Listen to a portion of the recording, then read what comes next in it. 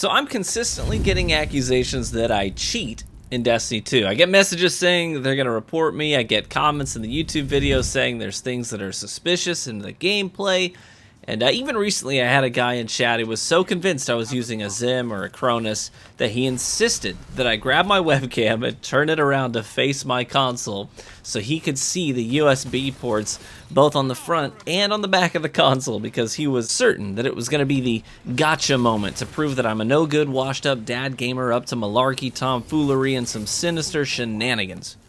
But I took a few moments to think about these instances where people seem to be convinced that I'm cheating, and found some common factors, some recurring themes with what's happening in the gameplay and why someone might draw that conclusion. So I decided to leverage these occurrences as teachable moments to maybe help point to some things about your gameplay that are going to dramatically improve as you dedicate yourself to excellence in a game. What's going to happen to your gameplay if you get better, right? Let's get to breaking them down one by one, right? In this first clip, I want you to notice something. This is the kind of thing that people point to when they become suspicious of malicious manipulation of the game. In this clip, I pre-aimed on the right side of this stone structure that serves as a piece of field cover on Altar of Flame. Now my aim is good, right? It's at head level, just at the end of the structure, ready for someone to peek it, but my prediction is off this time, and the next opponent actually goes high, jumping up onto the stone structure to my left, and I have to make a rapid adjustment. Now that adjustment, from where I was aiming up to the opponent's head, takes all of about a fifth of a second, 0.2 seconds. It's a very, very fast snap to target. Now admittedly, to the untrained eye, this can come across as suspicious. A couple of things to note. I live stream all of my gameplay, and I sit there with a face cam on, clearly playing on a controller for everybody to see.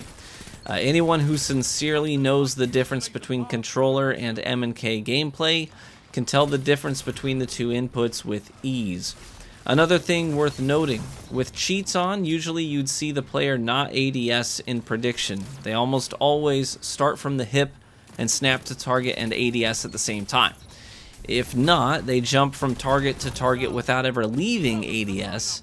Those cheats also work best with fully automatic weapons or a sniper rifle, right? Something that only requires one trigger pull to get the kill. This clearly isn't a hack or a cheat of some kind, and we're on PS5 here as well, which makes the notion of someone cheating exponentially less realistic. What's happening here is something that will happen organically with any player. This is hand-eye coordination and muscle memory working together to produce rapid, accurate results. This is no different, really, than a shortstop who's been playing the position for several years, you know, grabbing a ground ball and whipping it to first without applying lots of active thought. You know, it's a reflex. He's taken in that information so many times, and his body has made that motion so many times. It's all sort of reactionary, and even to a certain degree involuntary. He would actively have to try not to do those things, you know? Any activity that requires a muscular input will get easier and easier to do accurately with repetition.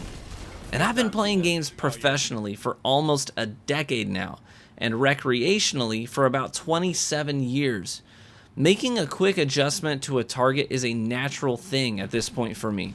But something worth noting for you is that the more you use a specific weapon in Destiny 2, the more you're going to subconsciously familiarize yourself with things like the handling speeds, the optics, the stickiness, the ADS speed and sensitivity, all of it. I will admit that my aim in this clip and that rapid adjustment isn't the way that I started playing, right? When I fire the console up first thing in the morning. That particular clip was from a match almost 5 hours into my gaming session. So part of it is definitely getting warmed up. Now, no, it's not going to take you 5 hours to get warmed up, sure.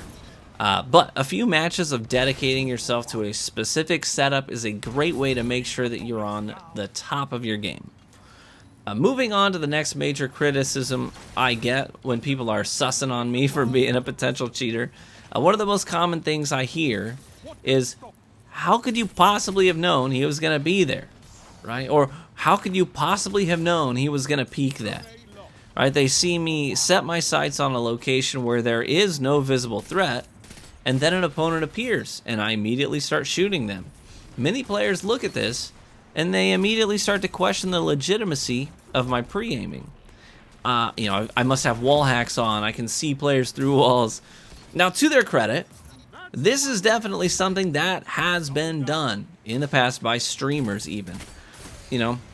We've seen streamers basically accidentally out themselves. I kind of live for those. They're hilarious videos to me, right? They forget to hide their cheats, or they accidentally do a monitor capture instead of a game capture for their streams, and their audience ends up seeing exactly what the streamer is seeing, which is the outlines of enemy players moving behind physical cover. So I don't actively fault players for being suspicious. At the end of the day, the burden of proof, though, is on the accuser and the developer. And in my line of work, I've been reported dozens, if not hundreds of times at this point in Destiny 2, and I've never had my account get flagged for suspicious activity. But let's chat about what's actually happening here.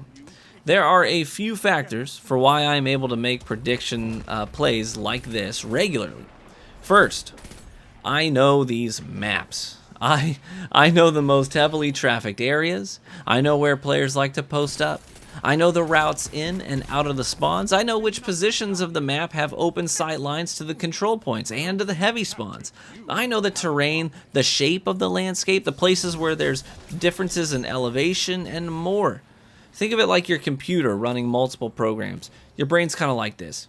And during a match, typically, there's a program running that is, actively taking in visual information about what you're seeing, and then it tries to process the landscape and understand what's around the corners, where exactly am I in this space, what are the things that I can't see, what's behind that bit of cover, is there a way out, is there a route that you can take to avoid the super that's pushing you, are you running into a spawn location where the rest of the enemy team is going to be waiting for you, are the walls around you flat or are they angled, will a trip mine or a spike grenade work here or just angle straight down.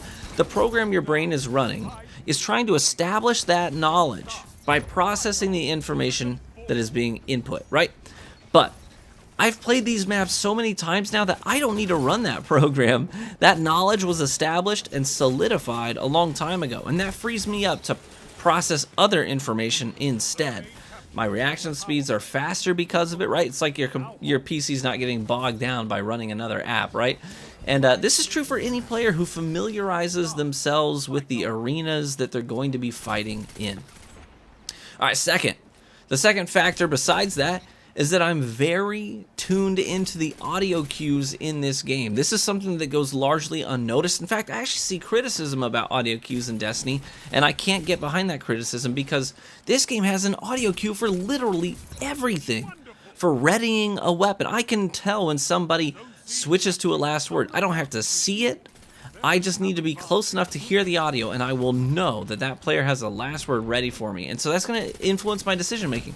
There's audio cues for readying a weapon, for reloading, for charging up an ability, for every individual jump ability. I mean, everything. And the headset that I use, it isn't actually a gaming headset specifically.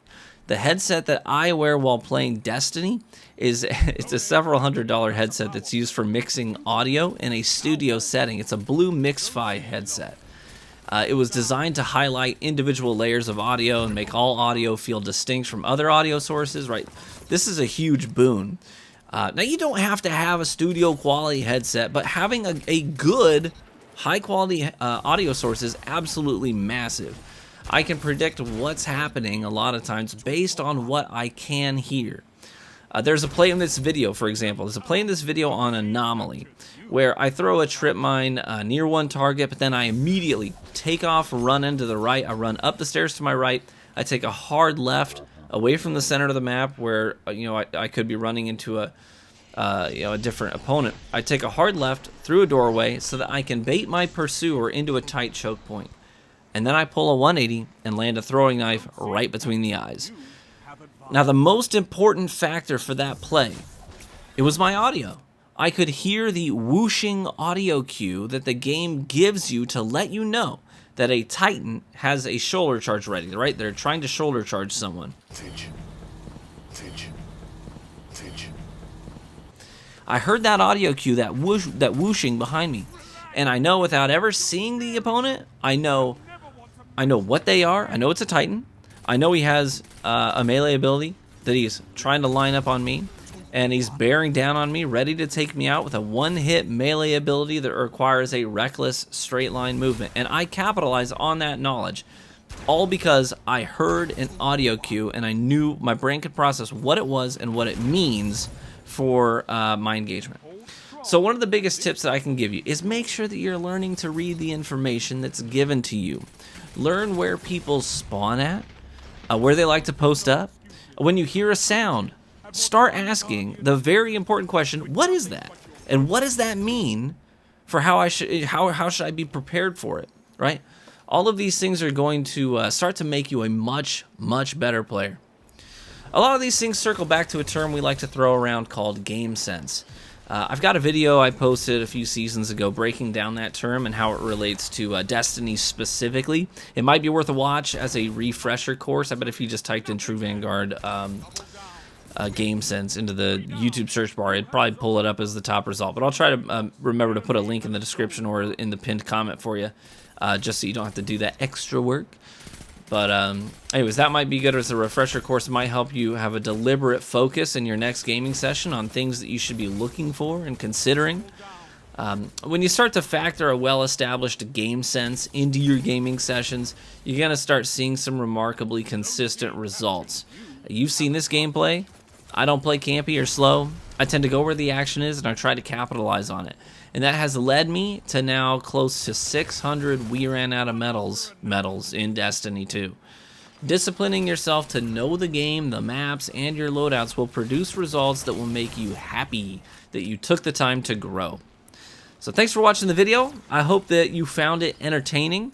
I've been playing lots of games lately. I've been enjoying Halo Infinite, especially Battlefield 2042. So maybe expect some videos unpacking my thoughts on these games soon.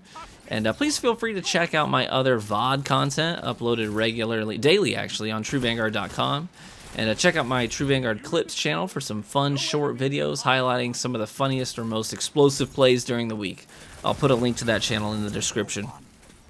One last selfish thing before we go. I'm like just 700 followers away from 100,000 on Twitter, which is a really big milestone, and I can kind of try to make that push to getting verified on Twitter, which opens up a lot of networking options for people in my line of work. It's a very helpful thing. So if you haven't already done so, it would be really helpful to me if you went to twitter.com/thetruevanguard and drop me a follow and help me get over that hump. I really appreciate it. So be warm and well fed, my friends, and I hope to catch you in the Crucible.